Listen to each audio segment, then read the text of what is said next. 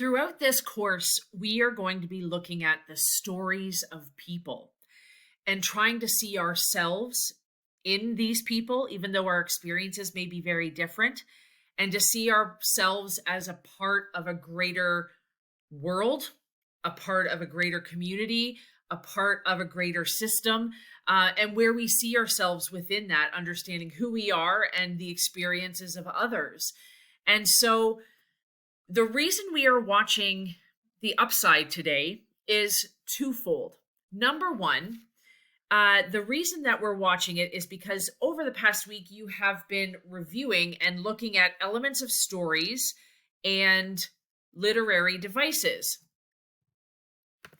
So, elements of stories typically are, you may recognize this from years past English, depending on your teacher. But we're looking at a plot chart and the predictable nature of stories, and that they follow sometimes some of these predictable stages as they go through, and readers can read and anticipate and know what to expect from authors. And the reason authors follow formulas is because they want to make sure that their readers are connecting. They want to make sure that they've developed the details to give it greater meaning. And by taking a moment and understanding all of these pieces, then we can make greater meaning. And we can start to connect to the characters because we're starting to understand who they are and why they're doing what they're doing, or why they're behaving the way they are. And when we start doing that, we start making greater meaning of the text. And so that analysis part, the connections, all of those things that we want to get to, we need to use all of these tools to get there. So you've been reading stories and you've been reading text throughout the week. I thought as a conclusion to the introduction of this, we would watch a movie.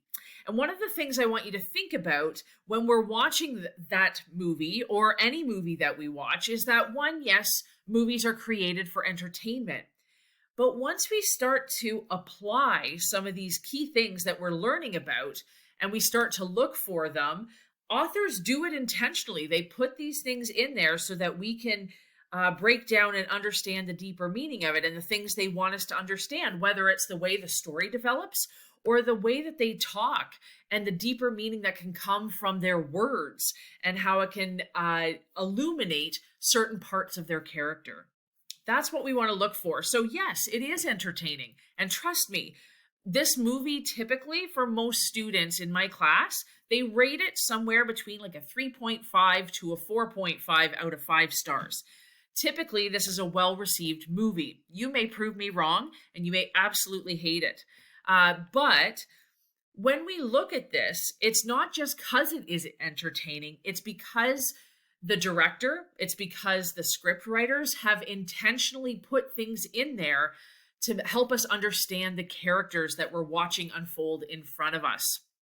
So, elements of stories and literary devices coming together so that we can make greater meaning of a piece, whether it's text or whether it's a movie. So, you're going to be watching The Upside, and I want to give a little bit of context about this particular story before I get into the worksheet. Number one, this was actually a memoir that was written. It was called The Untouchables, and these two are the real characters. It was actually a story from France.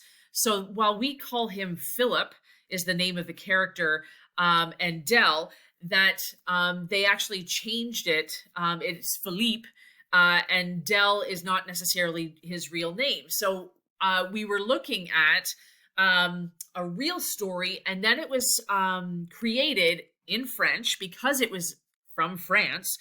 They created a all French cast, and it was spoken in French. And so this was the movie make of the memoir that was created between these two unlikely friends, coming from very different backgrounds, brought together, and an unlikely friendship.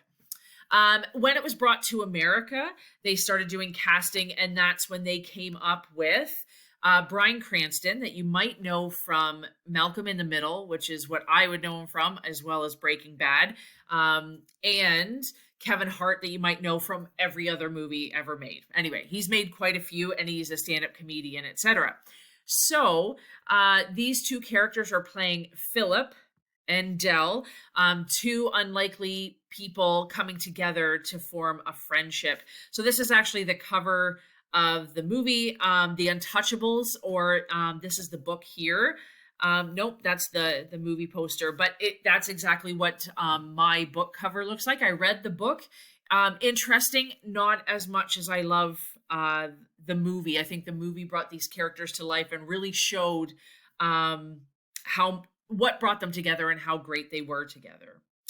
So you're going to be thinking about elements of stories, literary devices, you're watching a text, and last but not least, you're going to be using the handout that you're going to get to be able to break down and make meaning of the text. So on this one side, it should be double-sided, fingers crossed. We're going to look at characterization. So tell me about those characters. What are their character traits? What are their personalities like? What do they most demonstrate as their character type? The other thing that I want you to look at is not just what they're doing. What do you see here, how they talk, or infer about the characters and their past? A little bit of a grammar error there, double word. Infer means that you're reading between the lines, that it may not be explicitly shown or said, but you can tell something about their characters from something else that was going on. In building their relationship, how they contribute to each other, the challenges they each overcome, and overall meaning. The other one and the other side will just be multiple choice. And we're going to talk about the two sides and why I included both of them on Monday. So while you're watching what I consider a very entertaining movie, I want you to be thinking about these characters, trying to understand them, trying to break them down. What do you hear? What do you see? And what are the stories that they're trying to tell us? And through analysis of all of this, we're going to end up at a theme. What's the main message that's the takeaway of this particular movie? So sit back, relax, enjoy, and make sure you fill in those worksheets. The teacher will be collecting them at the end, and I will definitely have my work cut out for me for the weekend if I'm going to be there on Monday to start this class off with my presence. All right, I will talk to you on Monday. Enjoy.